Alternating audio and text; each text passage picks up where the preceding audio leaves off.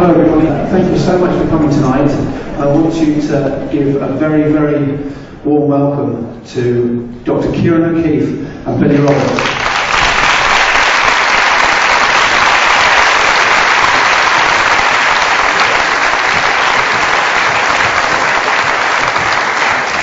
Good evening everybody. My name is Dr. Kieran O'Keefe and I'm a parapsychologist.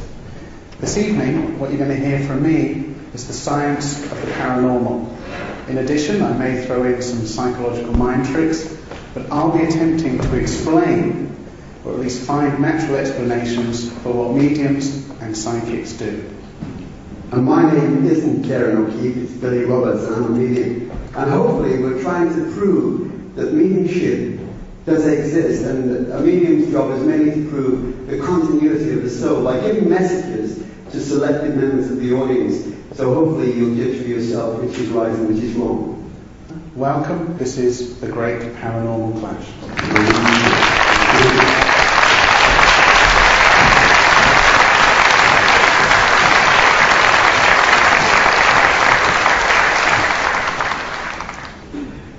I'm often asked, what exactly is parapsychology?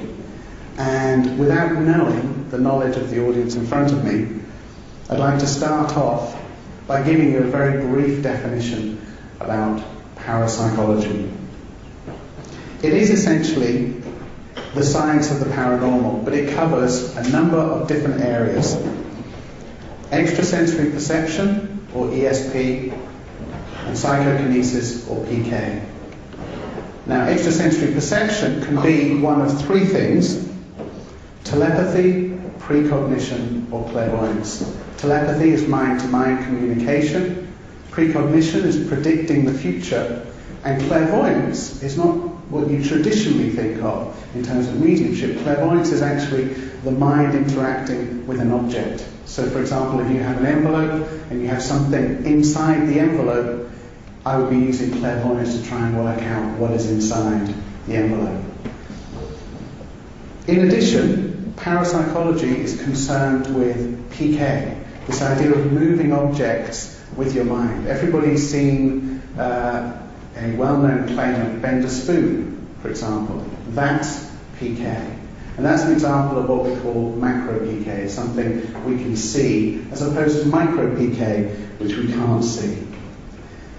In addition, some parapsychologists say that poltergeist activity is actually PK activity. It's caused by somebody's mind. But the area of parapsychology we're concerned with tonight is actually after-death communication. And within after-death communication, we could talk about haunting experiences, interacting with ghosts, for example, sense of presence. But in addition, after-death communication is something like mediumship. It can be sitting around a seance table, it can actually be using a medium to communicate with spirits, but essentially it's after-death communication. Now, whenever I do lectures in university, I've never done a stage show like this before, so we'll see what happens, but whenever I do lectures, I'm always on the lookout for potential psychic superstars or mediumship superstars, ones that I can actually bring into the lab and test myself. So for that reason, I'm going to be doing a few tests this evening, and I'll start off with quite a simple one, just to get a general feel of the audience and what you're like. What I'd like you to do is think of one of the following 6 cards. Clear your mind. Is everybody calm? Think of one of the following 6 cards.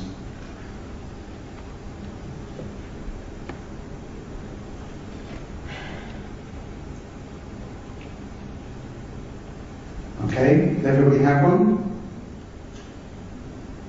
Okay, what this is an example of is precognition. When preparing these cards, I thought what I'd like to do is actually remove one of the 6 cards and hope that somebody in the audience, that I've actually chosen one of their cards. So in this example of precognition, I predict the future. So I'm going to show you now 5 cards. So I've removed one. I'd like a show of hands if I've actually removed your card.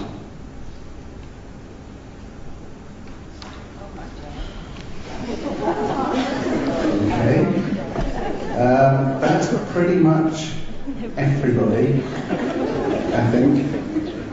For the people that didn't put up their hands, come and see me in the interval. There's a problem with you. My lab won't be able to cope with this number of people. But one of the things that we do as parapsychologists is something called telepathy experiments. Now, was what you just saw an example of telepathy? I think by the laughter people are going, well, maybe it wasn't, you're playing a trick on us. But something we do genuinely do is telepathy experiments. And the way we arrange this is we have two people, what's called a sender and a receiver. A sender is somebody who's trying to telepathically or psychically send an image or something to the receiver. The receiver is reporting the imagery or maybe drawing the imagery, but he's trying to receive the image. What I'd like to do now, it's going to be very tough because this is quite spontaneous. What I'd like is two volunteers to be a sender and a receiver, and we'll try it on stage. It's not a perfect scenario, it's not a laboratory, but I'd like two volunteers to come down to the front of the stage and be a sender and a receiver. Any volunteers? Yes? The two of you? Did you come together? You know each other quite well, or? Your sisters? Well, then that's perfect. Okay. If you'd like to come down.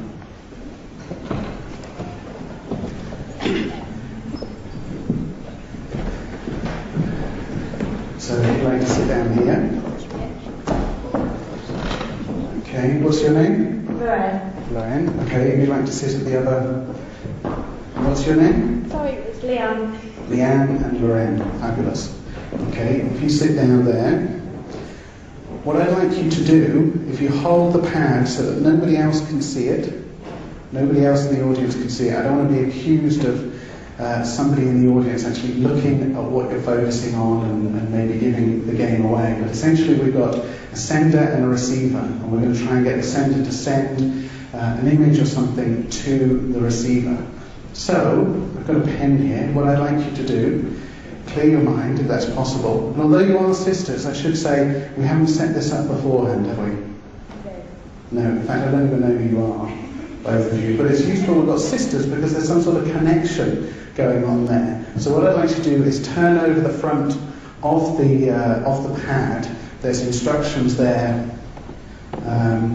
about what you're going to focus on. And also I think what I'd like to do with this particular experiment is the sender to actually draw something that they can then send to the receiver, and the receiver maybe can actually draw the images. So if we just have about 30 seconds, maybe a minute, or maybe even a bit longer, we'll see how they do. If we can just have silence while we have the sender and the receiver focused and try and connect telepathically.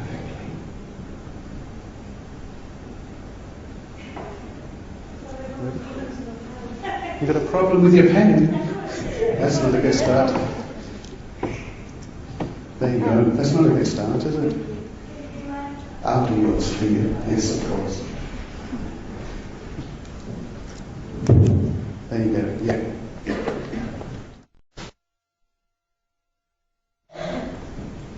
So, you try and focus.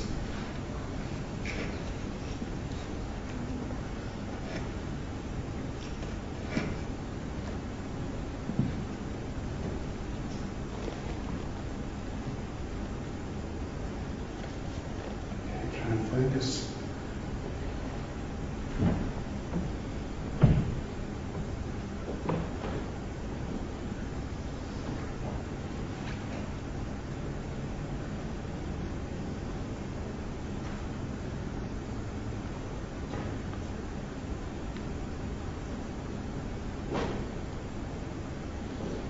Okay, quite complex there. Okay. Well done.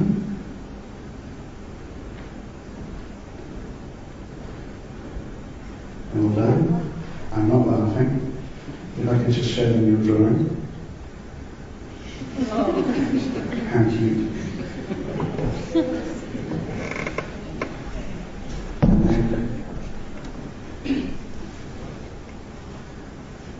Thank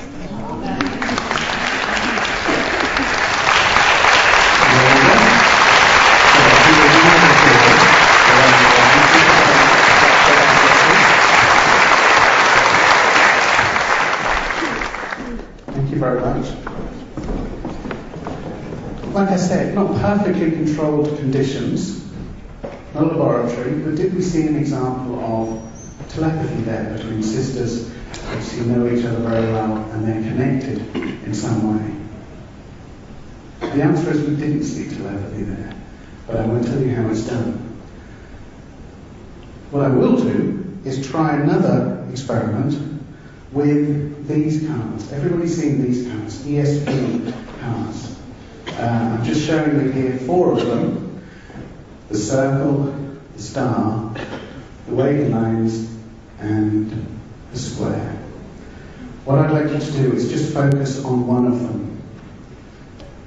Focus on one of these symbols, just one and only one.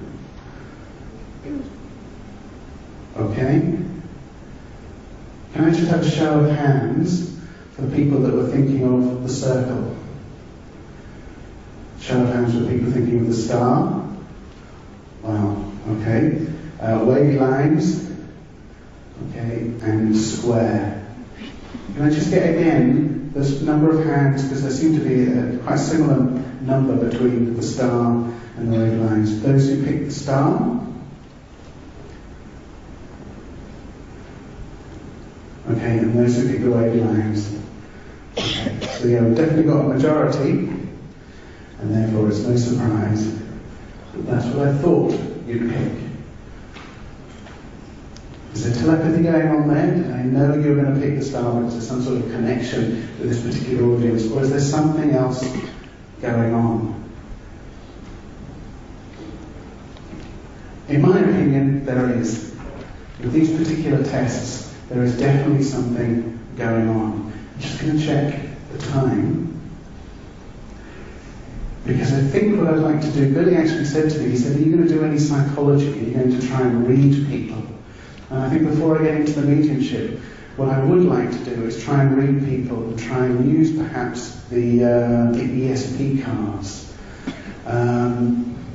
So, again, can I ask for just one volunteer? Just somebody that would like to come down and do some sort of telepathy test with me. Any volunteers? Oh, very shy people. Very shy. Can I pick somebody? Oh, somebody's waving at the back there. Would you like to go down?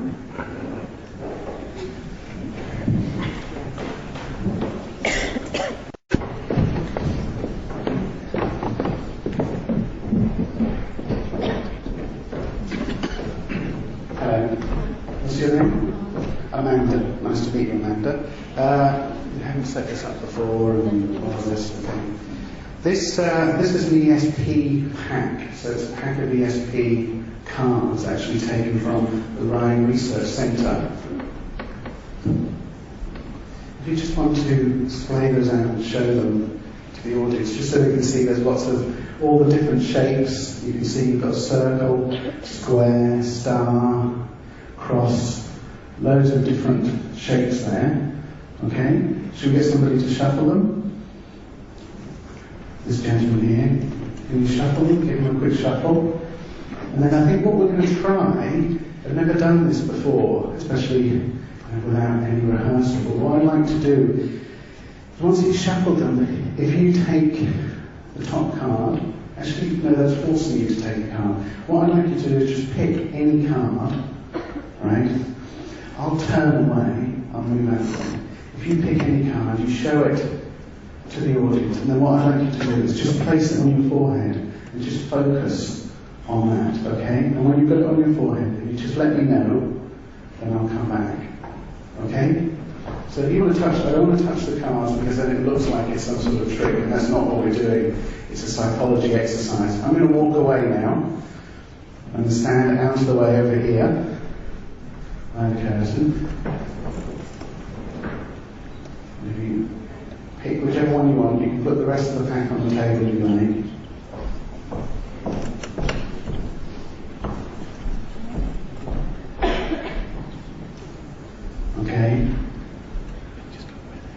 the card on your forehead. Obviously not showing you what the symbol is. Are you ready? Okay. And everybody got, and it's very difficult because they're quite small, but everybody got a general idea. So if you face them, just, I don't want to look behind it, or be accused of looking behind it. And if you just hold it just like that, just with one finger, don't be blocking it in any way at all. Okay, now did you, I'm going to ask you a question now. I don't want you to tell me at all, obviously, what the symbol is, but did you choose a particular shape because you liked that particular shape? Or did you just choose a random shape? You couldn't choose that, you couldn't see the shapes at all. They're upside down, so you don't even know what shape you got there. Okay, but it was just a random then, there was no connection at all, it was just a completely random. Okay, I'd like you to focus on it. Okay, are you focusing on it? And maybe if the rest of the audience can focus too, I'm going to ask you some questions. Like Billy said, I'm trying to get the psychology of it. Okay? What I'd like you to do is think about the shapes in front of you. So think about the star, the cross as well, the square, the circle, and the wavy lines. They're all here. Right? Don't try not to give anything away. Star. Okay. What I'd like to do, I think, is remove the star. I don't think we're looking at a star here. And you've got, okay, here you've got circle, square, wavy lines, cross. Circle, square, wavy lines, cross. Very difficult. Circle, square, wavy lines, cross. I'm going to take the cross away as well. And so now we're left with the circle. And I'm going to get rid of the circle too. Can you get rid of the circle? Do you want to get rid of the circle? You can lie. Okay, we're just going to stick with the square and the wavy lines. Okay, the square and the wavy lines. Now, even though it was a subconscious choice, it was completely just by chance. You've got a lot of circles, you've got a circular necklace there, a lovely ring. I would have expected you to pick a circle, and but this is a random choice. And so we're not dealing with a circle, because otherwise that would be the one that you would pick. It's a random choice, but then again it could be 50-50, it could be a circle, it could be wavy lines. You're not giving anything away. In fact, think of the one that it isn't. Is this the wavy lines?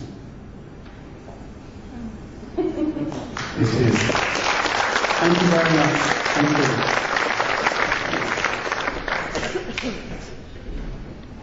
you. Billy asked me to do some psychology. Trying to divine what was the symbol that this lady was thinking of by using some sort of psychology. Now, is it psychology? Have I just used psychology in that particular scenario? I can tell you, this wasn't set up before, and if you speak to the lady in the interval, it wasn't set up before, so there's no situation with a plant or rehearsal, that sort of thing. But was it psychology? It could have been. She could have been giving something away about the symbols. Or it could have been a simple trick. But it wasn't telepathy. It definitely wasn't telepathy. And that's what I'm here to, it's an awful word, but in a way, preach. I'm a scientist, and I'm trying to say that there are lots of alternative explanations for what we see in terms of mediumship and also psychic readings. There's this terrible phrase called cold reading, which I know Billy hates, but it's a favourite of mine, and it's this ability to be able to get information from people, just the way they react to your questions, perhaps the way they're dressed as well. It's more to do with observation than anything else, and perhaps later on I'll actually do some cold reading. In addition, there are other things. Sensory linkage being another one, getting the information beforehand, vagueness, ambiguity, population stereotypes, volume of information, belief, there's publicity issues with some mediums, the motivation, what are they really in it for, things called multiple outs, and lastly, the word that I know the majority of mediums and psychics hate, this idea of fraud, but it's something we have to tackle. They are a subsection of the population, and unfortunately the representation we see of psychics and mediums is that there are a bunch out there that are deliberately fraudulent. But let me focus on a couple of those problems that I said. I won't do them all because I don't want to bore you to death. I know some of you are waiting for Billy to come out. But some of them. Here's an example of what's called multiple outs. And this is a magic term, but essentially it means that no matter what you say, there are multiple outs, there are multiple answers, there are multiple interpretations. And so here's an example, a genuine example, of a psychic saying, I've got this information about a legal matter. There's something legal going on around you at the moment. And the response from the client is, golly, I'm sure they said something a bit worse than that, but golly, yes there is. How could you possibly have known about that?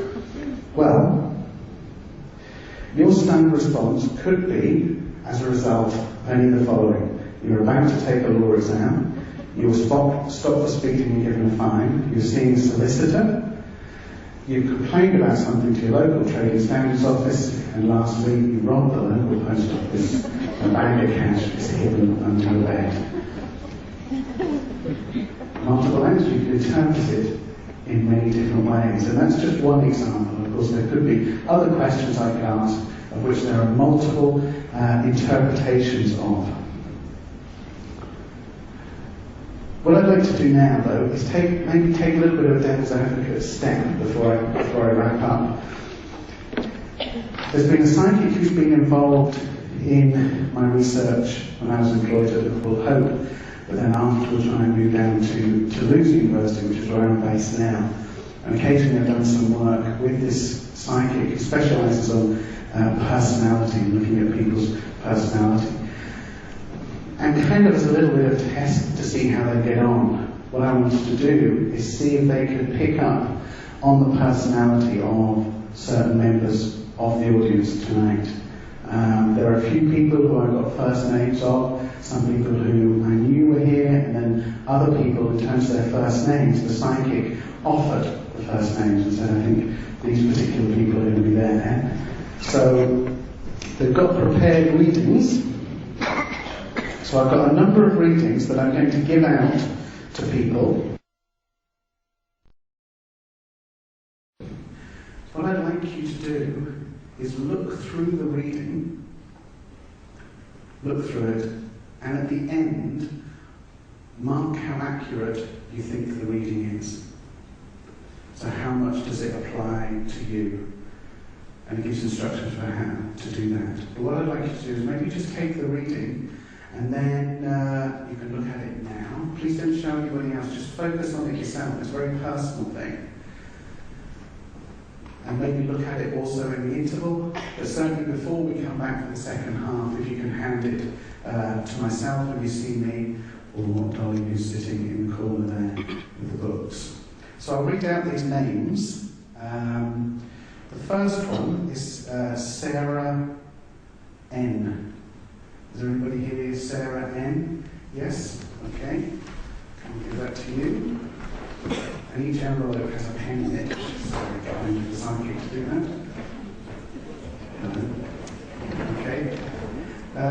This one I've got Mark. Is there a kind of a... All I've got is Mark. Is there a Mark in the audience? A Mark in the audience? No? Or Marcus? No? No Marcus? Okay. Jeff. Is there a Jeff in the audience? Oh, this sign is doing very badly. Okay. Jeff A. Is he around? Actually, it's Jeff Adams, isn't it? This involved with the film crew. No, he's not around. Jane. Is there a Jane in the audience? Anybody called Jane? No? Or Janet? Is there a Janet in the audience? No? It's terrible, isn't it? Catherine? Yeah? Okay, we've got one. Okay. And the other one I've got in my hand is for Mary. Is there a Mary in the audience? There you go.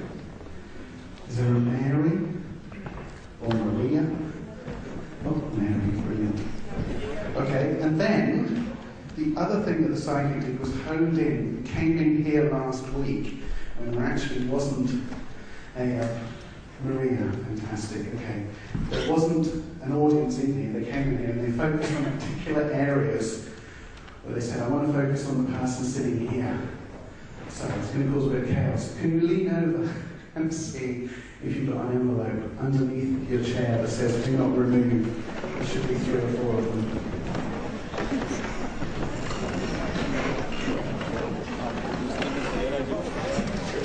Okay, there's a couple, yes. Okay, so you should have, there's a few of you I can see that have marked, picked up your envelope saying do not remove. Again, the same thing, the psychic is focused on a particular area where you're saying, try and be open-minded. I know this is a tough audience because some of you may have come here because you're more of a skeptical perspective, others because you're more in terms of believing, but at least try and be open-minded and read through the psychic reading that you've been given with an open mind. And we'll come back to it later on. So there you go, that's kind of a general sort of introduction to the evening. It tells you a lot about me and where I'm coming from. Some of what I've talked about I'll explain more later. Cold reading, perhaps I'll do an example. And perhaps even later on, I'll attempt a mediumship reading of my own. We shall see. But for now, I'd like to say thank you very much.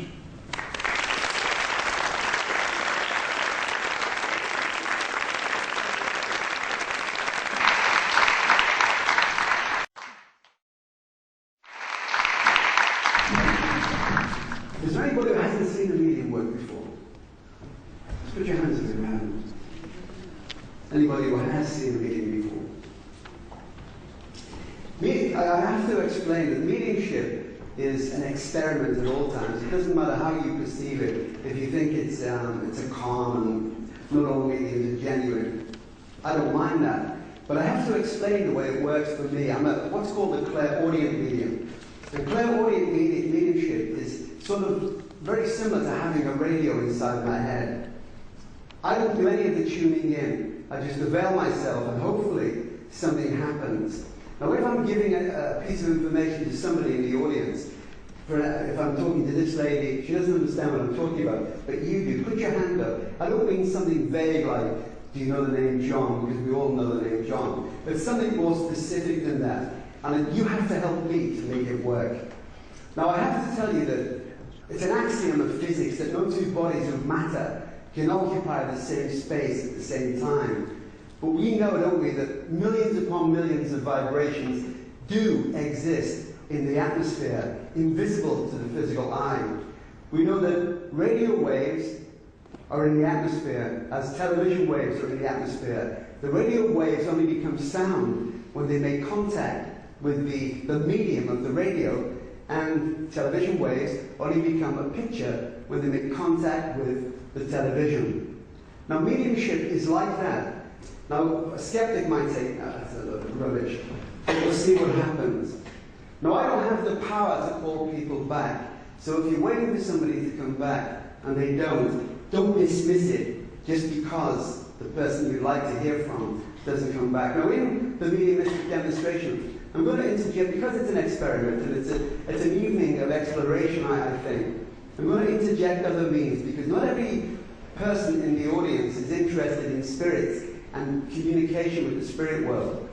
I want you to know that the spirit world is not a place, it's a condition or state of being. And a medium is simply a person whose mind is able to interject or receive information from these people who live in this other dimension of the universe. Now, other things I do during shows, which is just a bit of fun. I was talking to Karen earlier on. It's a sort of a psychic demonstration. Some people, or most people, like to know, where are we going in the future? What are we going to do? He would call it cold reading. I don't, because if it comes true, what I'm saying, and you don't know whether it's going to be true until it actually happens, then it can't be cold reading. It's probably some other type of clairvoyance. I don't know, but it does work. For an example, if I said to you, it's just a generality, what's your date of birth? 2nd of December. 2nd of December. Is this lady with you, or you? What's your date of birth? 2011. Sorry? 2011. 20th of the 11th. Yeah. That's right. So you're the 2nd of September, you said? December. December, so you're a Sagittarian. Right. Yeah? But numerologically, to me, you're influenced by the sign of Aquarius. You might say, what does that mean? It means to me that you're going in a different place, because whatever you're doing at the moment, and I don't know whether it's to do with your family upbringing, the situations in your family, but something has affected you, emotionally speaking. And you might say, no, that's wrong, Billy. I know that's right. And I know also, probably around the ages of, between the ages of 9 and 14, there seems to be a lot of movement, emotional movement around you. And I don't know whether it's to do with a divorce in the family, or whether it was just some emotional difficulties that you encountered. You two are not compatible in an emotional sense, but things do work. And although you may live in a different country for a while, I feel that you'll come back here, but probably to the south of England in the future. And that's just a psychic generality. I don't know what you do for a living, but I see you setting up something, probably towards the end of March next year, that might be a new venture or something that will involve other people in a particular area of your career. I don't know what it is, but I have a feeling it's going to happen. Now, I've heard there's a gentleman in the spirit world, and I think I'm going back to somebody in the back of the audience. This man has not long been dead. He's probably died about 6, maybe 7, maybe 8 months ago, and he had a stroke before he died.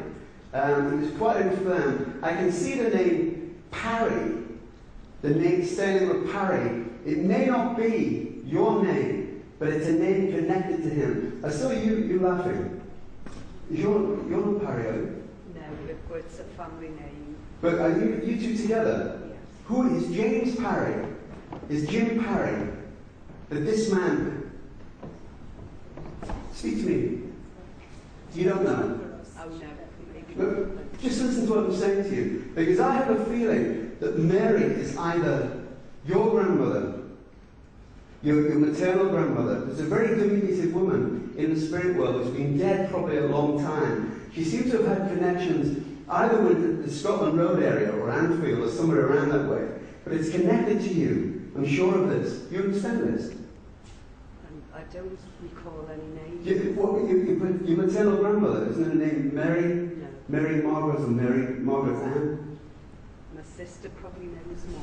She's quite diminutive, and she was diminutive, this lady. And I don't know whether she was actually married twice, or whether there were two men very important to her. The guy that I'm looking at with her is quite tall. He's quite a tall, slenderly built man, but he would have had, I don't know whether he would have been in the army and the navy. He would have travelled quite extensively when he was younger. The name Annie is significant, isn't it? To you? We have a sister. Still alive, though? Yeah. Now, your mum and dad's in the spirit world, are they? Yeah. And who is Joey? Joe? Uncle? Yeah, there was a great uncle. Yeah, he's been dead some years, this guy. But he was in the army. He didn't have army connections, because I know he had quite a lot of artifacts connected to his career. But there seems to be a lady in the spirit world who I think is your mother, who seems to be very adamant that the family needs to be together. I can see the name Pat. Pat. But it's a lady connected, it's not family, but it's somebody I feel that's connected to, you've got a daughter, haven't you? Yeah.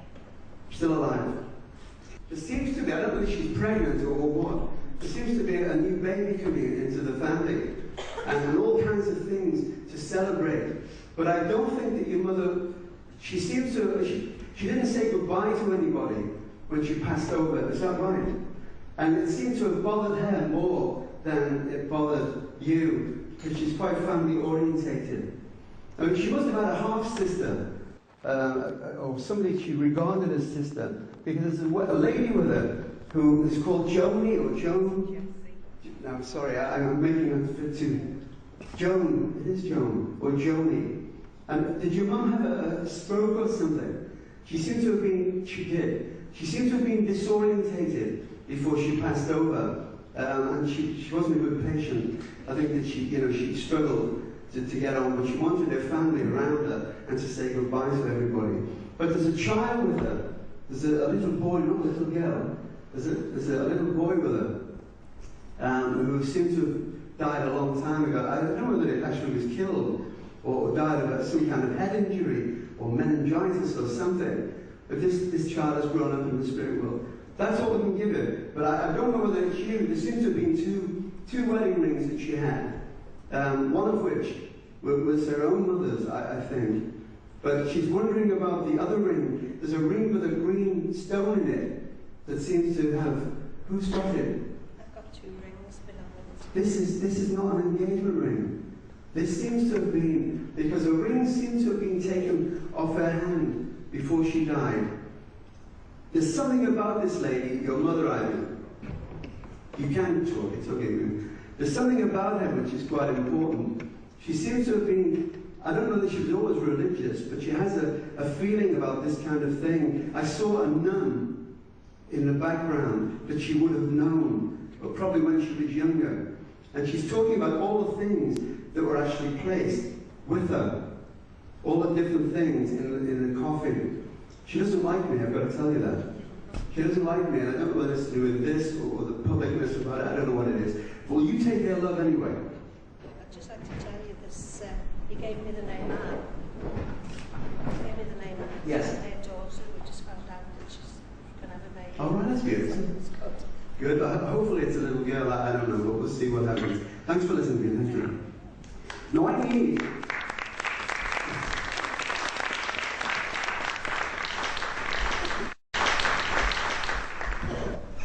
There's a gentleman in the middle scratching your nose. Yeah? We'll speak to you, and the lady with you. I think I'm presuming together. She wasn't the one I saw you with last time, though, was she? Now, this is not from the spirit world. This is purely a psychic demonstration, if you like.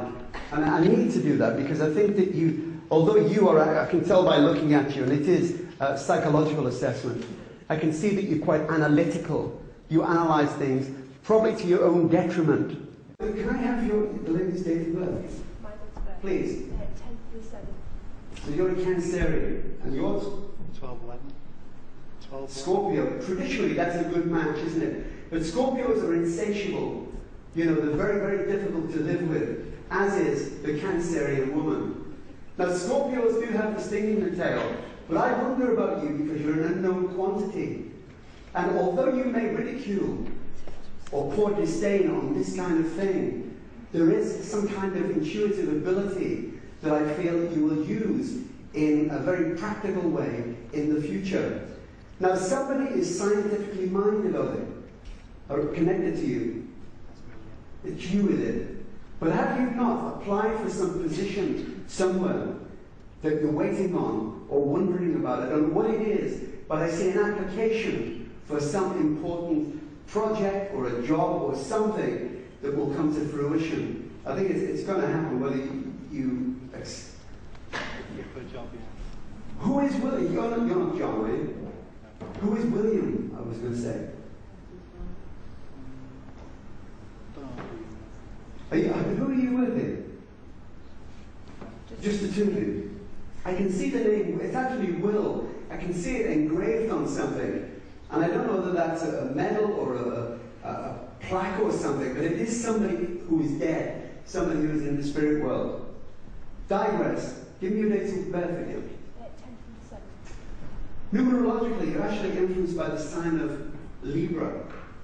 And they say Librans are the proverbial ditherers. They can't make their minds up one way or the other. This is you. But you're also the crab, which clings on to things that you know belong to you. And I'm talking about family as well. But at the moment, you're doing the proverbial sidestep. You're walking sideways, which isn't good. It's not healthy.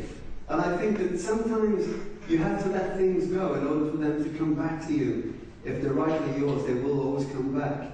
But there is a break in your family. There is a divide somewhere, isn't there? And I can see the name Eileen. Eileen. But it's somebody who is dead. It's somebody in the spirit world. I know it's very difficult, but I have to give you the name Eileen. And I can see it looks like Richards or Richardson. But I know that it's something to do with your maternal grandmother. I don't know that it was a best friend or what. This woman has been dead a long time. Now I think that you two are meant to be together. Do you know that? Either platonically or in any other way. But I need you to stop dressing up in female clothes. I'm only kidding, I'm sorry. I'll leave you with that. I need to speak to the lady here in gold, yellow, the date of birth. 26th of the 5th. Sorry? 26th of the 5th. Of the 5th.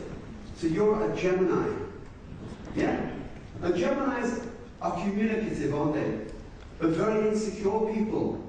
Now you're influenced numerologically by the sign of Leo. And I see you've got a wedding ring on or a engagement ring. What's his date of birth? 7th of the 5th. Sorry? The 7th of the 5th. Of the 5th. So he's a Taurian. This is not bad, is it? But I feel, and I don't take this the wrong way, I do feel a sense of sadness around you. I look at your face and I don't see it glowing the way it should be at the moment. And I don't mean to do with him, but I feel other things around you are not quite in place. I thought is this a child, is it? So, What's his date of birth? 23rd of the 5th. 23rd of the what? The 5th. God, you love it, don't you? You love that one. So he's just on the cusp, he's just over into Gemini, and he's actually influenced by the sign of Taurus. Now this is quite an unusual boy. You know this? He's quite unusual, with a sense of reality, and what goes on around him in the family affects him emotionally, because he's quite sensitive. I'm loath to use the word psychic, but I do have to say that he's very much in touch with things of another dimension. And unfortunately for you, at a very early age, he will fly the nest and he will travel quite extensively. Who's this lady here? My mum. Well, I want to speak to you just for a moment. Yeah? The reason I asked this video, and this sounds also very vague, doesn't it? But I just glimpsed a lady on her hands and knees in the spirit world, in the archetypal way, praying. And it's somebody, and I've got nothing really with this woman, apart from the fact, I don't think she was very old when she died. I think she was probably in her late 60s, could be completely wrong, who prayed quite a lot and was quite religious. Now I was hoping you'd say, well, that's my mum. But I've got a feeling also that she seems to be, as though she's badgering me because she wants to speak, she wants to talk. Who is this man? You're not a Freemason, by the way. Because I can see, she's shown me all these little artifacts, one of which is a Masonic symbol, you know, the actual symbol of the Masons. And it is somebody connected to your mother's family. I don't know if it was a favourite uncle, because I can see the name Reg, as in Reginald, who is either connected to you, so you can say no, or to your husband. You don't know, it's not an uncle of yours, is it? You sure about that? I'm not wrong, you know, and I know it's right. Because you can't think of it at the moment. Because I don't know whether she's talking about your anniversary or some kind of anniversary that's coming up. But I feel it's going to be a sort of a family get-together. And not just for Christmas, this seems to be in the coming year. I don't know what it is. But I feel that it's something to do with an anniversary. What is... Don't know, it's gone. I'm going to have to leave you. Sorry about that. Ladies and gentlemen, I think that's about my time.